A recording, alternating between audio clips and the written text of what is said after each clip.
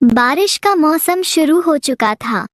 टूनी चिड़िया अपना मिट्टी वाला घर बना रही थी। जंगल के सारे पक्षी अपने अपने घरों में छुपे हुए थे क्योंकि बारिश काफी तेज हो रही थी।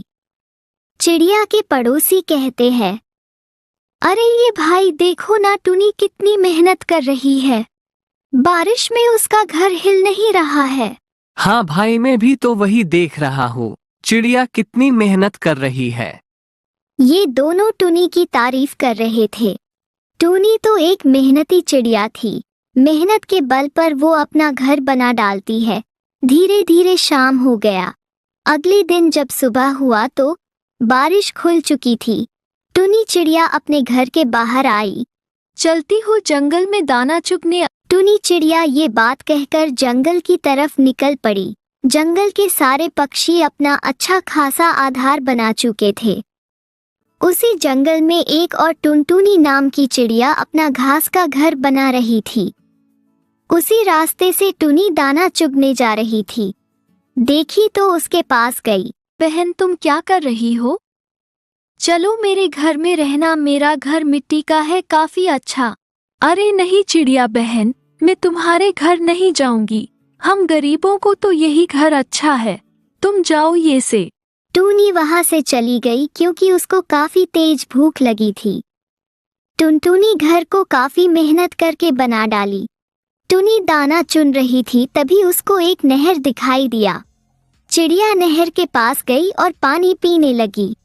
तभी नहर बोला कि अरे चिड़िया, तुम ये क्या कर रही हो? इस जंगल के सभी पक्षी इस नहर में पानी नहीं पीते, चले जाओ ये से, दूसरे नहर में जाकर पानी पियो। बेचारी टूनी डर गई और वहां से अपने घर के तरफ चल पड़ी। टुनटुनी चिड़िया से बंटी कबूतर पूछ रहा था कि अरे चिड़िया, तुम ये घर कैसे बना डाली? क्या तुम जरा मेरे भी घर बना दोगी? अरे नहीं बंटी भैया, मैं नहीं बना पाऊंगी। बहुत मेहनत कहनत के बाद तो मैं अपना घर बना पाई हूँ। तुम यहाँ से चले जाओ। बंटी जा ही रहा था, तभी उसके पास टूनी आई। क्या हुआ बंटी भैया, आप इतना उदास क्या है? क्या बताऊं टुनी चिड़िया, मेरे पास रहने के लिए अच्छा घर नहीं है, मैं क्या करूं? कोई बात नहीं, आप चलिए मेरे साथ मेरे घर। मेरा घर मिट्टी का बना हुआ है, वो भी काफी अच्छा। आई बंटी और टूनी दोनों एक साथ चिड़िया के घर चले गए। जब चिड़िया के घर गया तो देखकर चौकन्ना रह गया। अरे बहन, ये कैसे हुआ? आपने मिट्टी का घर कैसे बना डाला? ये तो बारिश के आते ही बह जाएगा। इस घर में तुम कैसे रहती हो? कोई बात नहीं भैया, मैं इसी घर में रहती हूँ। ये घर मिट्टी का है लेकिन बहुत मजबूत है, बारिश आने पर ये नहीं बहता। बंटी बहुत खुश हुआ। टूनपुर में टूनी चिड़िया अपने पति बंटी कबूतर के साथ रहती थी। उसके एक बच्ची थी। बेटी का नाम टुनटुनी था। बंटी कबूतर अपने खेतों में जामुन उगाकर बेचा करता था और उससे अपने घर का खर्च चलाता था। कई सालों बाद इस बार बंटी के खेत में जामुन की अच्छी फसल हुई थी।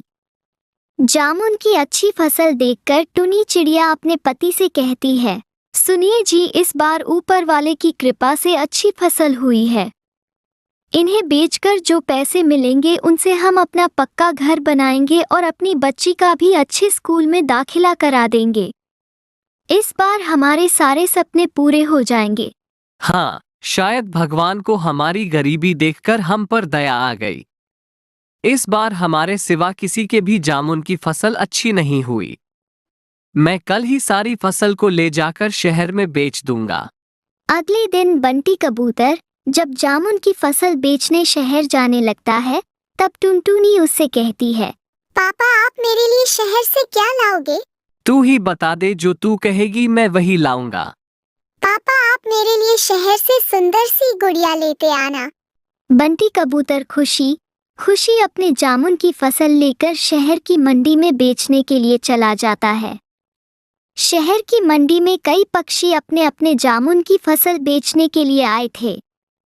बंटी ये देखकर हैरान हो जाता है कि शहर की मंडी में जामुन की कीमत बहुत कम मिल रही थी। अब मैं क्या करूं? इस मंडी में जामुन की कीमत तो बहुत कम है।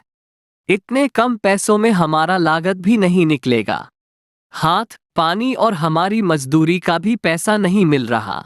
बंटी अपने जामुन बिना बेचे हुए वापस सारी जामुन की फसल लेकर घर आ जाता है। मैं क्या देख रही हूँ जी? आप तो शहर जामुन बेचने गई थे, लेकिन आपने जामुन को बेचा क्यों नहीं? बंटी कबूतर दुखी मन से सारी बातें टुनी चिड़िया को बताता है। हे भगवान, हमारे सारे सपने टूट गए, अब हम क्या करेंगे? कोई बात नहीं, आप सारे जामुन कमरे में रख दो। अब से हम लोग इन्हीं जामुन को खाकर अपना गुजारा करेंगे। इस तरह पूरा परिवार जामुन खाकर अपने दिन काटने लगे।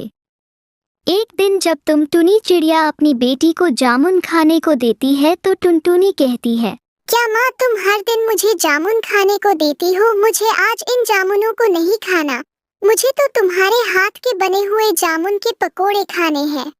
अच्छा बाबा, आज मैं तुम्हारे लिए जामुन के पकोड़े ही बनाऊंगी। अब खुश? टुनटुनी खुश हो जाती हैं। टुनी चिड़िया जामुन के पकोड़े बनाने के लिए जाती है। क्या तेल का डिब्बा तो पूरा खाली है, इसमें तो तेल है ही नहीं।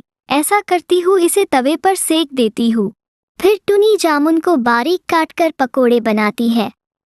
आओ टुनटुनी, तुम्हारा मनपसंद जामुन पकोड़े तैयार है। टुनटुनी चिड़िया जामुन के पकोड़े खाती है। माँ, आज के जामुन के पकोड़े तो पहले से भी ज्यादा स्वादिष्ट है। टुनी भी जामुन पकोड़े खाती है। उसे विश्वास नहीं हो रहा था कि उसने जामुन के इतने स्वादिष्ट पकोड़े बनाए हैं। सच में जामुन के पकोड़े तो बहुत ही स्वादिष्ट है। ऐसा करती हूँ, मैं कल से ही जामुन के पकोड़े बेचने का काम शुरू कर देती हूँ। हो सकता है इसमें भगवान की कोई इच्छा हो और जामुन पकोड़े बेचकर हम लोग अमीर हो जाए। अगले दिन से टुनी चिड़िया जामुन पकोड़े बनाकर बेचने लगती है। टुनी चिड़िया के ठेले पर कुछ पक्षी जामुन पकोड़े खाने के लिए आते हैं। इससे उसकी अच्छी कमाई होने लगती है। फिर टुनटुनी चिड़िया अपने परिवार के साथ खुशी खुशी रहने लगती है।